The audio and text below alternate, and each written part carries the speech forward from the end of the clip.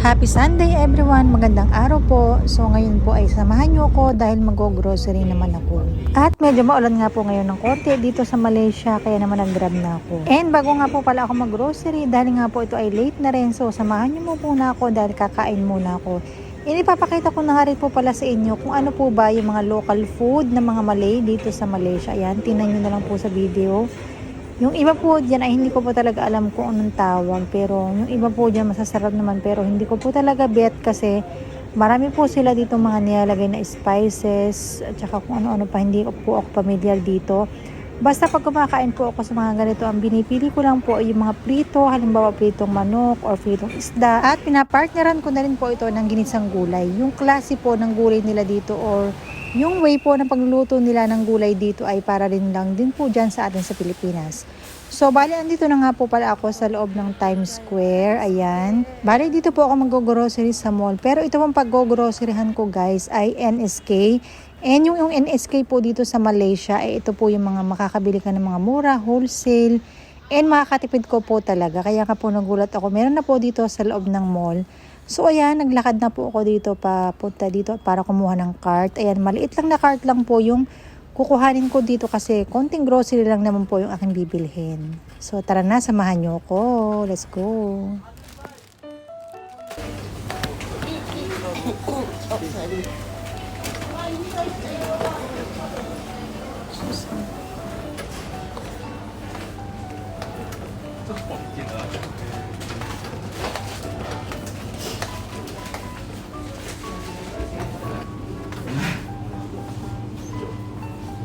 And kapag nag-grocery po ako is wala pa po talaga akong listahan. Kumbaga kung ano lang na lang po dito yung makita ko and feeling ko na kulang po and wala po sa bahay. And kung ano na lang po yung napifeel ko na gusto kong bilhin, halimbawa yung mga gulay, dito na ko na lang po talaga ito binibili. Hindi na po ako gumagawa ng listahan. At bukod nga po dyan, syempre, tumitingin din po ako dito ng mga sale. Kung ano po yung mga may mga sale, so kadalasan yun po talaga yung binibili ko para po makatipid syempre, diba?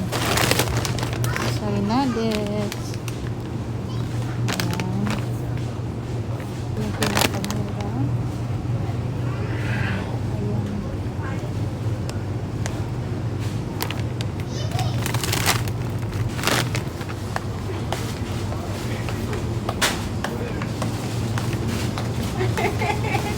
Nuggets, hot dogs, hot dogs.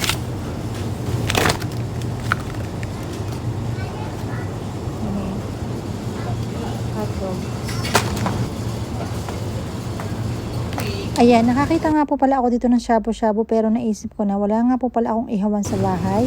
Kaya naman po ito na lang pong lamb chop yung kunuha ko kasi mabilis lang din naman po itong lutuin. Dahil meron tayong lamb chop, ayan, maghahanap tayo dito ng pasok sa budget na butter. Pero syempre, dapat yung quality pa rin. Siguro po sa inyo, meron din po kayong katulad ko na daladalan po yung ganitong ugali galing sa Pilipinas. Na kapag nag-grocery po talaga ay chinecheck ka po talaga kung saan ako makakatipid, kung saan ako makakamura. Ayan. So hanggang dito po sa Malaysia, dala-dala ko ito para syempre makatipid pa rin tayo.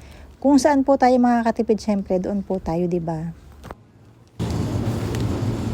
Cheese.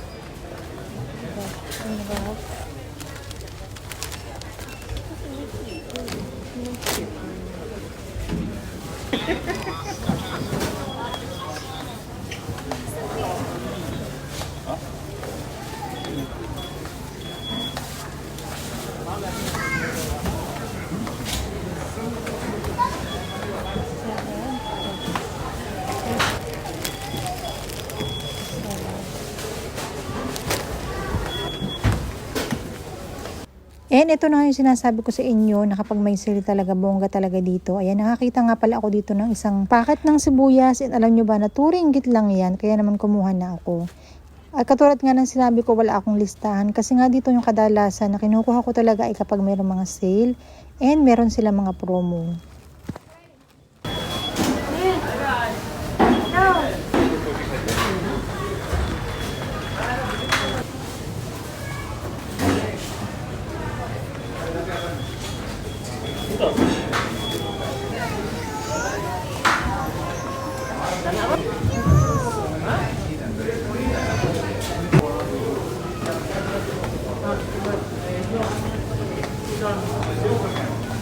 Consider.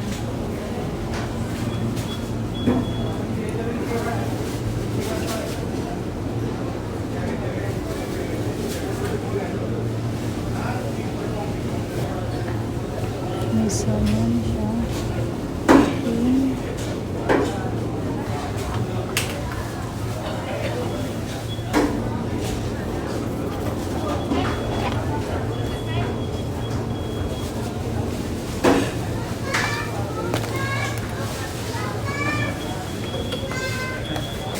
And dito rin po kapag nag-grocery ka, meron po sila dito mga plastic. Ayun, kukuha ko po dito ng gusto mong items.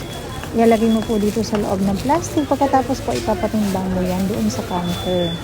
I mean, meron po sila dito para mga counter na. Sila po yung nagtitimbang at naglalagay po ng mga presyo. Ayan po, pupunta na tayo dito para ipatimbang po yung ating mga kinuhang gulay. Ayan. So, para po pagdating doon sa counter at magbabayad ka na, so ipapans na lang po nila yung doon para hindi ka na mahirapan. So, ayan, andito na nga ako para ipakilo itong mga mabiling gulay. Ayan, para halagyan nila yung presyo kung magkano ba yung nabili. May iba't ibang section po, meron mga prutas. Yung prutas po ay doon sa may kabila. And dito naman sa may side na to is yung mga gulay.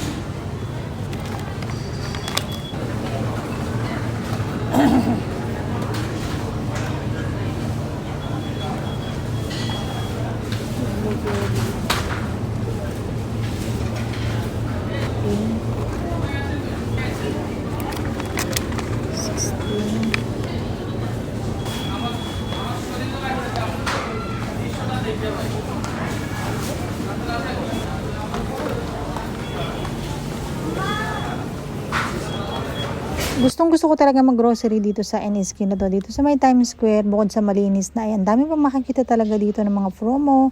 And ang dami talaga dito mga sale. Katulad nitong pansit na to, ang sarap nito guys. Parang mga Chinese pansit ito. Sobrang sarap nito. Parang ito yung katulad ng pansit kanto natin dyan sa atin sa Pilipinas. Sobrang sarap nito. Kahit yung ihalo mo lang dito ay konting manok or konting gulay, sobrang sarap na nito guys. Ayan, nakabili nga pala ako nito kaya naman syempre bibili tayo dito ng gulay na pansahog dito sa ating pansit. Ayan, naghahanap pa rin ako dito. Ayan, nakakita ako dito ng carrots. Ayan, yung isang bundle na ay 4 ringgit lamang siya. Kaya kumuha na ako ng isang packet. And syempre maghahanap pa rin tayo dito ng ibang gulay pa na may promo din. Kadalasan talaga dito, yung binibenta nila dito na naka-plastic na ay mga promo po talaga yan at ang mumura lang.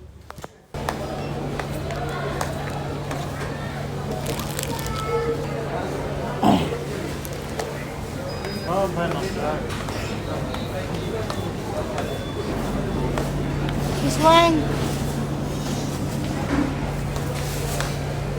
Put that there.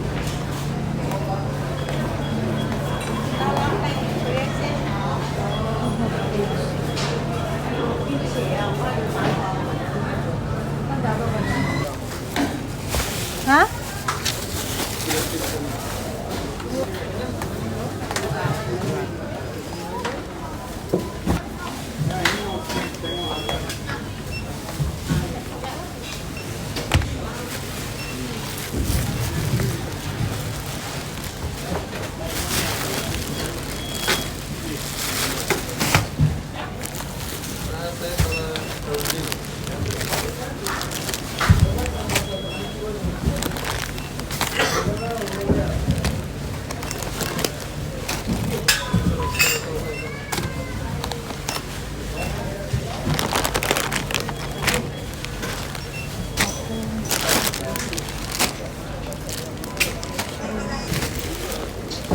We have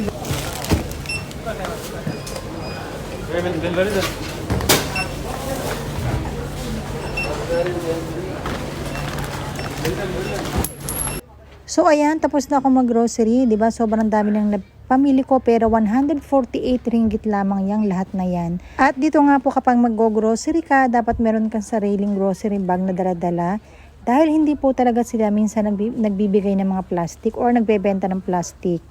So kung bibili ka naman po ng bag dito, medyo may pagka-pricey, kaya naman dapat magdala ka po talaga ng grocery bag. So yun lang po, ito tapos na po ako mag-grocery. And ito papalabas na po ako dito. And doon na lang po ako pambubok ng Grab sa labas. Ayan po, yung panahon ngayon po dito, medyo maulan pa rin ng konti. So yun lang naman po. Salamat po sa panonood. Bye-bye.